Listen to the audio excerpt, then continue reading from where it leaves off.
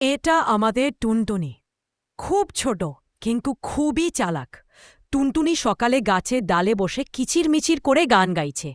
সে খড় কাঠ জোগাড় করছে তার নতুন বাসা বানানোর জন্য। পাশে এক মোটা বেড়াল রোদে পিঠ দিয়ে ঘুমাচ্ছে। হঠাৎ বেড়াল চোখ মেলে তাকায় আর ভাবে, কি মজা, একেবারে গেলা যাওয়ার মতো পাখি।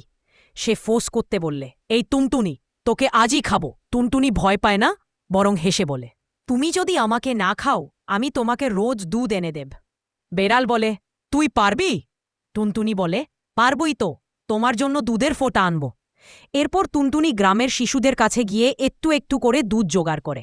সে প্রতিদিন বেড়ালের জন্য নিয়ে আসে দুধের ফোঁটা।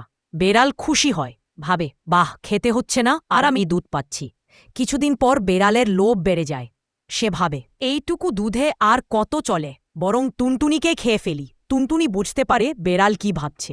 সে একটা ফাঁদ তৈরি করে, একটা কাচের বোতল রেখে দিয়ে ঘাসে।